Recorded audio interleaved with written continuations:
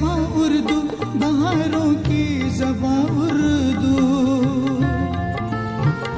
फलक की कहकशां की, चांद तारों की ज़बां उर्दू। अस्सलामु अलैकुम वरहमतुल्लाहि वबरकातुहू। अज़ीज़ तलबा, आज हम इल्म अरूज़ के ताल्लुक़ से मालूमात हासिल करेंगे। हमको इम्तिहान में कुल 3 नंबरात के लिए तख्ती के ताल्लुक़ से सवालात आते हैं और तख्ती को इल्म अरूज़ कहा जाता है और इसमें 3 मार्क्स के लिए 3 नंबर के लिए आपको इम्तिहान में सवाल आता है।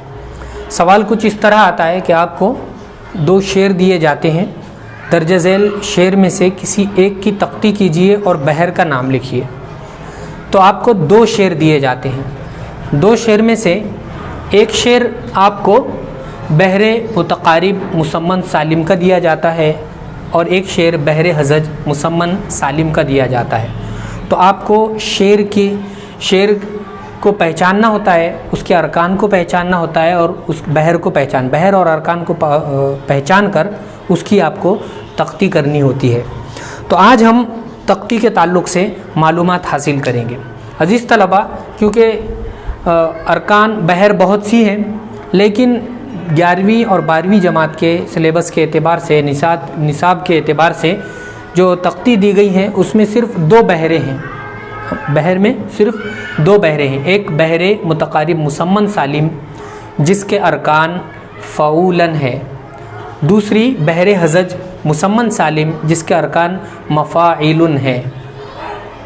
तो तख्ती करने से पहले हम ये बात को ज़हनशीन कर लें कि अगर आपको ये पहचानना है कि बहरे मुतक़ारिब कौन सी है और बहरे हज़ज कौन सी है, तो आम तौर पर बहरे मुतक़ारिब का जो शेर होता है वो साइज़ में छोटा होता है और बहरे हज़ज का जो शेर होता है वो साइज़ में कुछ बड़ा होता है, क्योंकि बहरे मुतक़ारिब के जो अरकान हैं फ़ऊलन 1 2 3 4 5 हरूफ पर मुश्तमिल है और बहरे हज़ज जो है उसके अरकान 1 2 3 4 5 6 7 हरूफ पर मुश्तमिल है।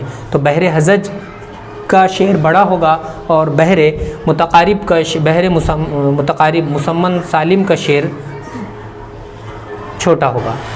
तो अज़ीज़ तलबा, जो छोटा शेर होगा वो बहरे मुतक़ारिब मुसम्मन सालिम का होगा और बहरे हज़ज मुसम्मन बड़ा शेर बहरे हज़ज मुसम्मन सालिम का होगा। अब हम ये देखते हैं कि ये जो बहरे मुतक़ारिब है, सबसे पहले हम बहरे छोटे शेर को निकालेंगे। छोटे शेर को लेकर हम फ़ऊलन का डायग्राम बनाएंगे, यानी फ़ऊलन का खाका बनाएंगे।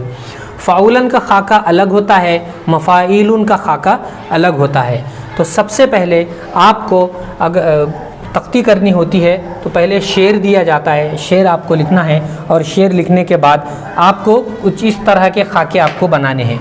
1 2 3 4 तरह के इस तरह के खाके बनाने हैं और खाके बनाने के बाद हर खाके में आपको 3 हाशिए खींचने हैं। 3 खाके बनाने, इस तरह के 4 खाके बनाने हैं। ये खाके बनाने के आपको मार्क्स मिलते हैं। खाके अगर अच्छी तरह बनाते हैं तो उसके भी आपको मार्क्स मिलते हैं। तो खाका नंबर 1 में जो है आपको 3 बनाने हैं। 1 2 3, ये खाका नंबर 1 हो गया। 1 2 3, खाका नंबर 2 हो गया। 1 2 3, खाका नंबर 3 और ये खाका नंबर 4। 1 2 3। अब यहाँ पर आपको ये करना है, तख्ती करने से पहले आप नून गुन्ना का शुमार तख्ती में नहीं होगा, खाकों में नहीं होगा। और अगर खाका नंबर 1 है तो वहाँ पर ज़बर ज़ेर पेश का इस्तेमाल होगा और खाका नंबर 2 है वहाँ पे अलीफ या वाव का इस्तेमाल होगा। ये चीज़ें अभी समझ में नहीं आएंगी, जिस तरह जब हम प्रैक्टिकल में आएंगे तब ये बातें आपको इंशाल्लाह मालूम होंगी। तो यहाँ पर हम सबसे पहले फ़ऊलन लिख देते हैं और फ़ऊलन को कुछ लिखने का तरीक़ा कुछ इस तरह है। यहाँ पर फ़ा लिखना है, यहाँ पर आइन वाव लिखना है, यहाँ पर लाम नून लिखना है। यहाँ पर फिर दूसरे खाके में फ़ा लिखना है, आइन वाव लिखना है, यहाँ पर लाम नून लिखना है। फिर इसी तरह यहाँ पर दोहराया जाएगा, फ़ा लिखना है, आइन वाव लिखना है, लाम नून लिखना है। यहाँ पर फ़ा लिखना है, आइन वाव लिखना है, लाम और नून लिखना है। अब यहाँ पर आप क्या करेंगे, यहाँ पर आपकी समझ के लिए खाका नंबर 1 और 2 को हम मुनक़सिम कर देंगे, तकसीम कर देंगे आपकी समझ के लिए। यहाँ पर 1 2 2, इसी तरह यहाँ पर 1 2 2, हर खाके में यकसा लिखना है। एक हर्फ है तो यहाँ पर 1, ये 2 हर्फ है तो यहाँ पर 2, 2 हर्फ है तो यहाँ 2, यहाँ पर 1 हर्फ है तो यहाँ पर 1, यहाँ पर 2 हर्फ है तो यहाँ पर 2 और 2, इस तरह आपको लिखना है। अब यहाँ पे हम तख्ती का सिलसिला शुरू करते हैं। अब खाका नंबर 1 और 2 जो हम कह रहे थे, यहाँ पर अगर खाका नंबर 1 है, यहाँ पर अगर अलीफ या वाव आता है, वाविल्स आते हैं, अलीफ या वाव आते हैं या हुरूफ मद्दा आते हैं, तो यहाँ पर अगर खाका नंबर 1 है तो यहाँ पर हम ज़बर ज़ेर पेश कहेंगे, और यहाँ पर खाका नंबर 2 है, यहाँ पर अलीफ या।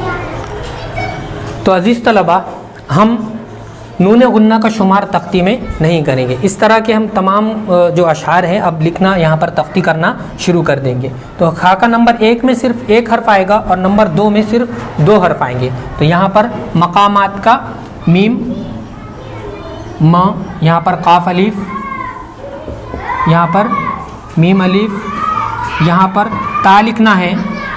मकामाते, खाका नंबर 1 जो है वहाँ पर ज़ेर है, यहाँ पर ज़ेर लिख देना है। मकामाते, यहाँ पर अलीफ अर, यहाँ पर बा अलीफ अरबा, यहाँ पर बे लिखना है और यहाँ पर ज़ेर दे देना है। अगर ये खाका नंबर 2 में होता तो यहाँ पर हम इसका शुमार बड़ी ए में करते थे, बड़ी ए यहाँ पर लिखते थे। मकामाते अरबाबे जा जीम अलीफ। यहाँ पर नून गुन्ना है तो नून गुन्ना का शुमार हम तख्ती में नहीं करते। अरबाबे जा और भी है तो अलीफ वाव औ, यहाँ पर रे, और भी हैं का नून गुन्ना यहाँ पर शुमार नहीं होगा, है। अब इसी तरह दूसरा मिसरे की तख्ती करते हैं। यहाँ का मीम काफ अलीफ नून गुन्ना का शुमार नहीं होगा। मका अलीफ वाव और यहाँ पर रे, जहाँ पर 1 लिखा हुआ है वहाँ पर हर्फ भी 1 ही आएगा। भी ला म का, यहाँ पर नून गुन्ना का शुमार नहीं होगा, यहाँ पर नहीं लिखेंगे। अलीफ वाव र भी और यहाँ पर है, नून गुन्ना का शुमार नहीं होगा। तो ये हुई आपकी तख्ती फ़ौलन के एतबार से, ये हुई आपकी तख्ती फ़ौलन के एतबार से बहरे मुतक़ारिब मुसम्मन सालिम। तो अब यहाँ पर जवाब आपको लिखना है दर्ज बाला शेर बहरे मुतक़ारिब मुसम्मन सालिम से है। तो इसी तरह हम बहरे हज़ज की भी तख्ती करेंगे अगली वीडियो में। तो इसकी जो जब हम तख्ती करेंगे, यहाँ पर जो 3 खाके हैं 1 2 3, तो 3 खाके के बजाय सिर्फ 1 खाके का मफ़ाइलुन में यानी बहरे हज़ज में 1 खाके का इजाफ़ा होगा, बाकी तमाम तख्ती उसी तरह होगी। अल्लाह हाफ़िज़।